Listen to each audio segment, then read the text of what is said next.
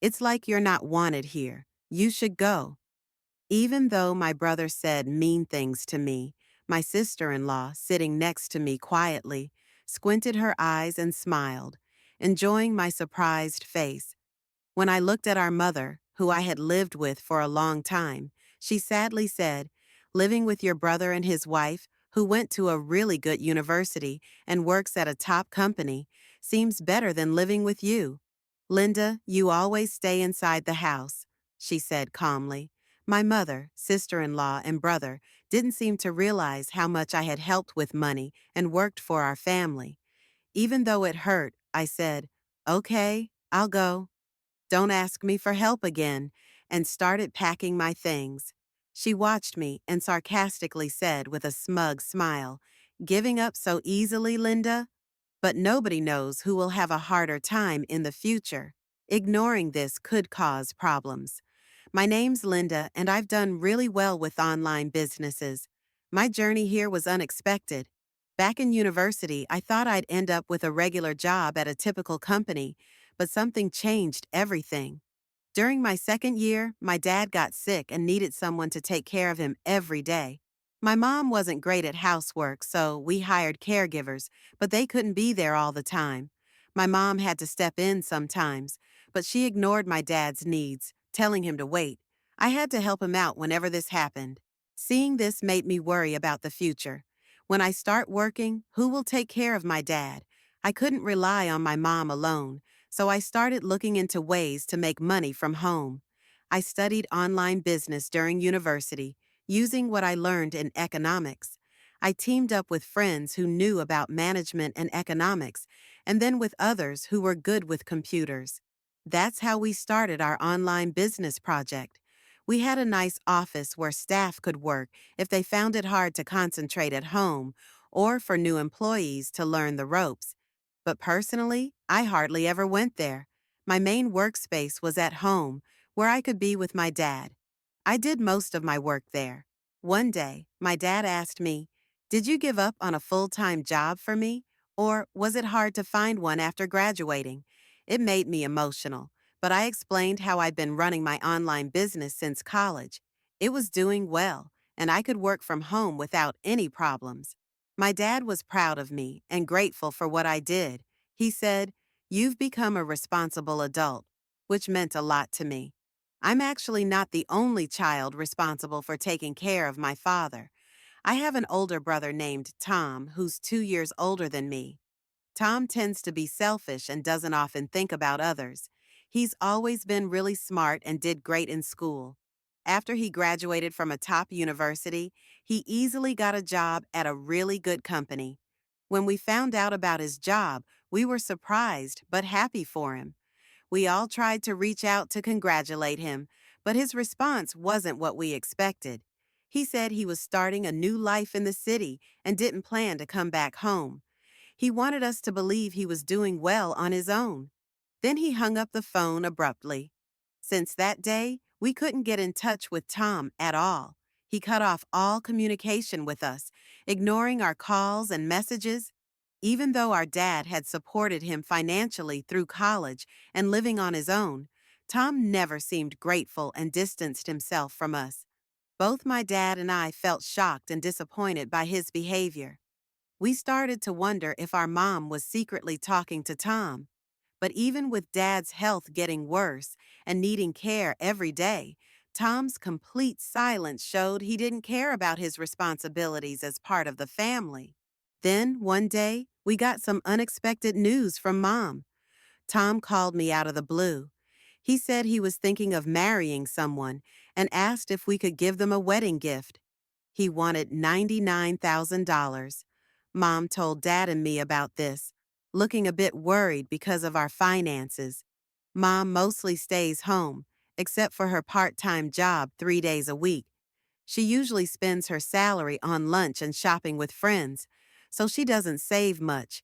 I was surprised that Mom wanted to give Tom so much money, especially since we hadn't heard from him in a long time. Dad was first calm, but then he got really mad. Why should we give him all that money when he hasn't even talked to us since he left home? He was upset with Mom, who looked unhappy, and glanced at me for support. Mom tried to explain. But think about it, Tom's getting married. I want him to have a good life and maybe even give us grandchildren. It's what parents want. Please understand, she said calmly. The main reason I didn't go for a regular job was because of Mom, so it hurt to hear her say those things. Dad was also upset with Mom. Linda stays home to take care of me because you didn't help enough. I supported Tom a lot, but he's never thanked me. How can you ask for such a big gift for him? That day, there were loud arguments between Mom and Dad. I listened from the next room, worried about Dad's health. Mom always favored my brother and praised him, but she didn't understand why I stayed home to care for Dad. It made me really sad. After Mom left to go out for dinner, Dad said to me, "Linda, thank you for always being here for me." "It's okay, Dad. I've known for a long time that Mom favors Tom. I'm used to it," I said. "I know I've asked a lot of you. I wish I could do more to help you," Dad continued. "Dad, you've done so much for me. You've supported my education and always encouraged me. If it wasn't for you, I might not have started my online business." My father's smile brought me some comfort, but I couldn't understand why Mom, who had such a caring father, acted so selfishly. And my brother, who hadn't talked to us for years, suddenly asking for a big wedding gift was hard to swallow. But the most shocking thing happened shortly after.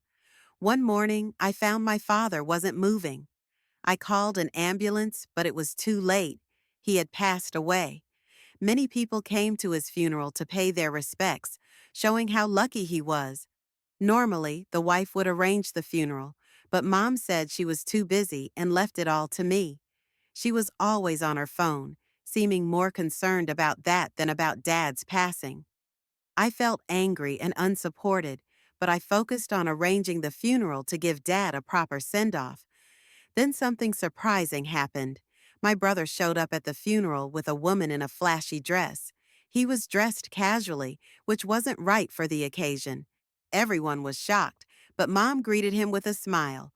"I'm glad you're here, Tom. Now your father's inheritance will be ours," Mom boldly stated. The atmosphere in the hall changed completely after Mom's sudden statement. Everyone was shocked and confused. "Honestly, I don't think Linda should expect any inheritance. She's been at home taking care of Dad," Tom said loudly, with a hint of sarcasm. I was surprised and sighed deeply. He must have known about our family situation and Dad's health from Mom. But Mom seemed to ignore the fact that I contributed a lot to our family's finances and whether there was actually any inheritance from Dad, who had needed care. Dad used to have a good job, but making such comments at a funeral was disrespectful. The funeral felt gloomy and tense. "Should we leave now, Tom? We'll get the inheritance anyway," Mom said, pulling on his arm. As soon as I saw the woman with my brother, I knew she was his wife. She had a similar vibe to Tom, and I figured she must have a personality like his to marry him. I wished they would leave soon. Surprisingly, even Mom seemed to agree with them. "Shall we go get some sashimi?" she said, and the three of them left.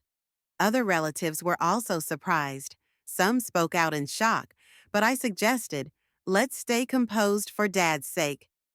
I kept my irritation to myself and carried on with the funeral. Returning home, I found a messy dining table with 3 boxes of sushi, likely ordered for delivery. From the living room came the sound of voices and laughter. Mom, Tom, and his wife Jessica were having a good time drinking. "Hey, you're late, Linda. Can you make some snacks and grab more alcohol?" my brother asked. I was shocked by their insensitivity, especially during Dad's funeral. It seemed they didn't realize their behavior was wrong. Even with the shocked looks from other relatives, Mom, who should have corrected them, was joining in their laughter, making me feel justified in staying. I wondered if they would have even bothered with a proper funeral if I hadn't been there. So I told them, "There's no inheritance for you. I refuse to get more drinks or snacks for you." Tom, now drunk, got upset. What do you mean, Linda? You've always been at home causing trouble for Dad. It's only fair we use his assets, considering that. Tom relied on Dad for all his college expenses, and I couldn't understand why he felt entitled to Dad's assets. It frustrated me to see him act like he didn't owe Dad anything. Isn't this house Dad's? Tom asked. As the eldest son, it should be mine. Why is Linda, who does nothing all day, living here? Mom and Tom seemed to agree. The warmth Mom used to have for me was gone. This house is mine, Tom said firmly. I want Linda out. His wife didn't seem bothered by this. Mom spoke next. I feel more comfortable living with my son and his wife, who have done well in life, than with you, Linda. They didn't realize how much I had contributed to the house. I felt sad and disappointed. I sighed and decided to speak up. I'll leave. Please don't ask anything of me anymore. As I packed in my room, I heard my sister-in-law mocking me. She's really poor, don't you think? They all laughed at me, but I just smiled bitterly to myself. Yes, right now, I might seem like the most miserable one, but there's something they don't know. This house has been legally mine since Dad was alive. He entrusted it to me, even though Mom still lives here and might claim she spent most of her life here. Legally, it's mine. However, seeing her cold behavior during Dad's funeral made me think about what to do with the house. I felt tired of our relationship and saw her presence as a burden. Living alone in this big house would be lonely, and maintaining it would be hard. So, I decided to sell it. Seeing Mom and my brother's family enjoying my situation, without knowing my decision, made me feel pity for them. Expecting an inheritance from Dad seemed ridiculous to me. Before Mom got sick, she had a stable income. But when her health declined, she couldn't work anymore, so she used her savings to hire someone to help her every day. She spent her savings on daily expenses, and even when Dad got sick and needed more care, Mom kept spending as usual. When I realized Dad's savings were gone, I started giving $3,000 each month to help with household expenses. Mom did the housework, but wasn't good at managing money. When she went shopping, she often bought expensive things impulsively, even if we didn't need them. She didn't pay attention to sales or budgeting. She used the money from her part-time job for hobbies and fun, and even took more money than needed for daily expenses to enjoy herself. Dad felt bad about it. In the end, the money he saved was spent by Mom. As I prepared to leave the house, I withdrew all the money I had been giving for household expenses. I couldn't bear to let Mom keep using it. The next day, something unexpected happened. Did you take the household money, Linda? Mom's voice came through the phone one quiet morning. She sounded surprised and a bit upset. Mom, what household money? Dad's savings? Those were all gone when I checked. Did you forget that you used them up? I left the ledger on the table. It shows how you kept taking money from Dad's savings. Dad knew about it too. After his savings ran out, I was the one giving $3,000 every month to support the house. I heard Mom rushing around, probably looking for the ledger I mentioned. Then I heard the living room door open. Mom, what's going on? Wasn't there supposed to be inheritance after Dad passed? Did you use it all? My brother sounded angry and disappointed. His wife's voice echoed in the background. I can't believe this. Mom, did you really call us back home expecting us to support you financially? That's really harsh. No, that's not what I meant, Mom tried to explain, but it was clear she had called them back because of the inheritance. We left our stable jobs to come here expecting to get Dad's inheritance. How are we supposed to live now? Tom added. What? I didn't know you made such a big decision. My brother sounded genuinely surprised. This was all news to me, too. My brother used to have a good job, but I wasn't really bothered by their decisions because it didn't affect me directly. And what about the $2,700 you've been getting every month? Tom asked. Mom, you kept saying Linda wasn't working, right? Mom suddenly looked at me with shock and guilt. What? Linda, what's going on? She asked. I smiled a little and said, You should look into remote work these days. You can have a job without leaving home. I never told them about my successful online business. I knew if they knew, they'd start relying on me, and worse, they might interfere with my business. Please come back. Let's be a family again. Mom's voice was small, as if she hadn't blamed me at all, but I had no intention of going back. Mom, you just want to rely on my money, right? And about the house. While Dad was alive, I took over ownership because of the property taxes. It's mine now. I don't plan to live there anymore, so I asked my uncle, who runs a real estate agency, to sell it. He was really mad about what happened at Dad's funeral, so if my brother and his family stay there, he'll kick them out. Losing our home was something I never imagined. Mom sounded shocked, and I could hear my brother's voice on the phone asking, What's going on? Feeling too overwhelmed to answer my brother's question, I decided to leave everything to Uncle. He promised to handle things and explain everything to Mom and my brother's family, so I trusted him. Goodbye, I'm cutting ties with you and Mom. I won't be using this phone anymore. Farewell. With that, I ended the call.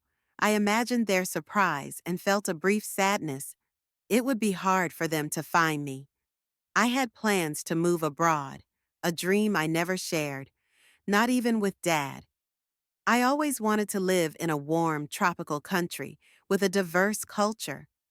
When Mom and my brother's family asked me to leave the house after Dad died, I saw it as the perfect chance to make my dream come true. After being evicted from the house, I immediately started packing and searching for a place abroad. I wanted somewhere quiet near the beach, so I focused on finding the perfect spot. Now I'm living alone in a short-term rental apartment close to the city center, with good transportation links. It's great for getting ready for my move abroad. With my brother, his wife, and Mom busy looking for a new place to live after the eviction, they probably haven't had time to think about me. By the time I heard they were cramped in a small apartment, taking up part-time jobs to get by, I was already settling into my new life abroad. My uncle hired a detective agency to discreetly monitor them.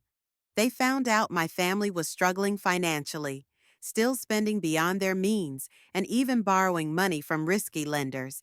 If things continue like this, they might face even more trouble with debt collectors. I've cut ties with them and avoided getting involved. It's unlikely I'll ever see them again after everything that's happened.